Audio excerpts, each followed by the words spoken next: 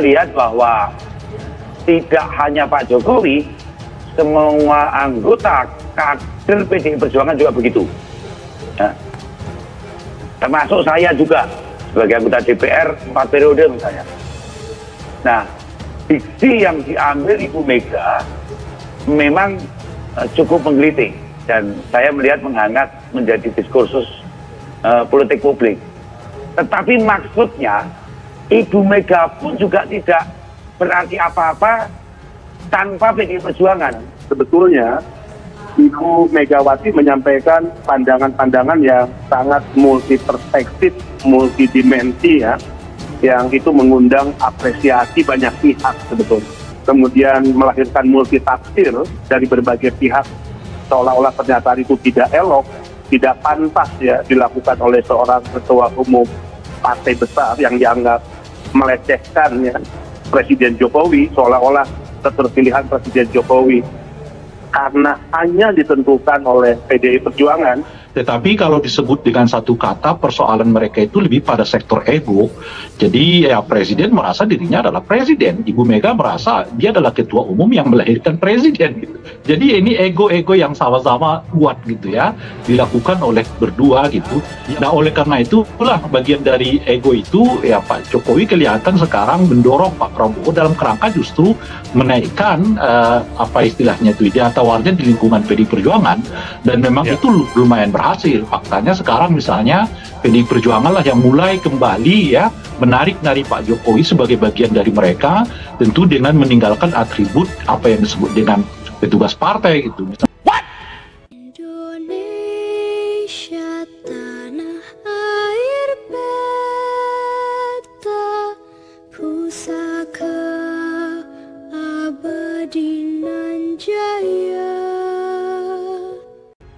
Di media sosial, saya sering melihat tulisan dari beberapa netizen yang menyebut bahwa manuver yang dilakukan Jokowi belakangan ini berhasil membuat PDIP kejang-kejang. Jokowi sedang memainkan langkah catur terbesar, termegah, dan terkeren dengan mendukung Gibran sebagai cawapres Prabowo. PDIP dibilang mendapatkan karma karena sering menghina Jokowi dengan sebutan petugas partai. Jokowi disebut tidak terima dan sakit hati lalu melawan balik PDIP dengan mendukung Prabowo. Saya hanya bisa tertawa membaca narasi murahan seperti ini. Coba pikir, apakah Jokowi benar-benar marah dikatai petugas partai? Atau itu cuma narasi basi dari buzzer-buzzer Prabowo jauh sebelum itu Jokowi jadi wali kota Solo? Bukankah itu juga petugas partai? Dari dulu juga begitu kan, Megawati juga petugas partai. Jadi aneh kalau Jokowi baru sakit hati sekarang. Dan okelah kita setuju dengan narasi tersebut. Tapi apakah etis? Marah-marah dan dendam sampai harus MK turun tangan memuluskan langkah Gibran di Cawapres. Marah lalu terjadi tabrak aturan. Apakah itu diperbolehkan? Coba pikirkan lagi.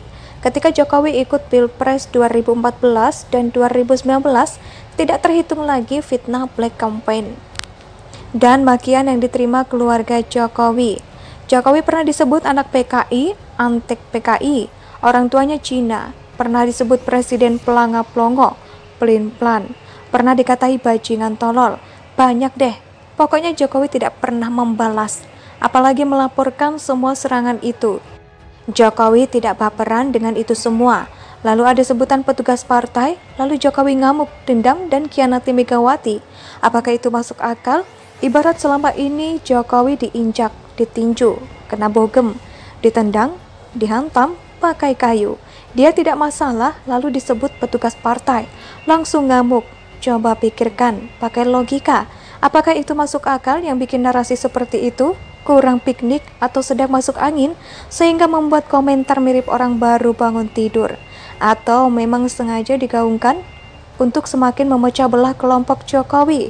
Kalau saya lihat ini murni godaan kekuasaan yang membukakan Gibran merasa setelah bapaknya tidak lagi berkuasa, dia tidak akan mendapatkan momentum besar. Ada semacam kekhawatiran dengan masa depan karir politiknya. Jika bapaknya sudah tidak menjabat, apalagi banyak yang bilang, usaha anak-anak Jokowi banyak yang tutup. Kalau tidak terjun total ke politik, mau ngapain lagi? Cari kerja politik jadi semacam jalan keluar instan, itu yang orang-orang pikirkan saat ini. Tak sampai di situ, kita dikagetkan ketika melihat cuplikan video yang memperlihatkan sebuah wawancara singkat dan di mantan Wakil Presiden RI Yusuf Kala ditanya respon berkaitan situasi dan kondisi pemilu 2024. Respon jawaban Yusuf Kala bikin tertawa dan juga prihatin. Dikatakan jika Pilpres 2024 sebagai pemilu, sayang anak ada yang tahu makna jawaban Yusuf Kala tersebut. Isu politik dinasti sedang marang dan pecah di telinga masyarakat luas, tak terkecuali selevel Yusuf Kala pun tertarik untuk usil berbicara politik dinasti, politik menjelang Pilpres 2024. Belum lagi masyarakat akademis dan juga mahasiswa sudah mulai turun jalan menentang lahirnya dinasti politik di Indonesia. Padahal aneh juga Indonesia dalam sejarah Nusantara dengan berdiri dan tenggelamnya kerajaan Nusantara sudah sangat kental dan berbaur dengan membangun kekuasaan politik berbasis dinasti politik. Di zaman pasca kemerdekaan, iklim demokrasi di Indonesia juga lebih warnai dengan istilah KKN. Bangunan struktur atau paten politik Indonesia sangat sentralistik dan menjadikan isu dinas politik semakin diminati dan dipatenkan menjadi hak cipta politik siapa saja yang pernah menjabat kekuasaan di Indonesia. Di media sosial, saya sering melihat tulisan dari beberapa netizen yang menyebut bahwa manuver yang dilakukan Jokowi belakangan ini berhasil membuat PDIP kejang-kejang. Jokowi sedang memainkan langkah catur terbesar, termegah, dan terkeren dengan mendukung Gibran sebagai cawapres Prabowo. PDIP dibilang mendapatkan karma karena sering menghina Jokowi dengan sebutan petugas partai. Jokowi disebut tidak terima dan sakit hati lalu melawan balik PDIP dengan mendukung Prabowo. Saya hanya bisa tertawa membaca narasi murahan seperti ini. Coba pikir, apakah Jokowi benar-benar marah dikatai petugas partai? Atau itu cuma narasi basi dari buzzer-buzzer Prabowo jauh sebelum itu Jokowi jadi wali kota Solo? Bukankah itu juga petugas partai? Dari dulu juga begitu kan, Megawati juga petugas partai. Jadi aneh kalau Jokowi baru sakit hati sekarang.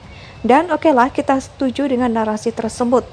Tapi apakah etis? Marah-marah dan dendam sampai harus MK turun tangan memuluskan langkah Gibran di Cawapres.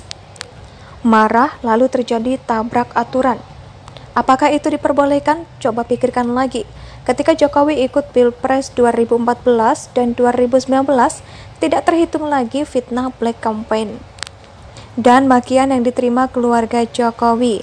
Jokowi pernah disebut anak PKI, antek PKI, orang tuanya Cina, pernah disebut presiden pelanga-plongo, pelin-pelan, pernah dikatai bajingan tolol, banyak deh. Pokoknya Jokowi tidak pernah membalas, apalagi melaporkan.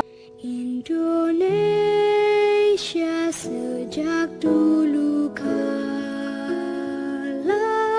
tetap dipuja-puja bangsa.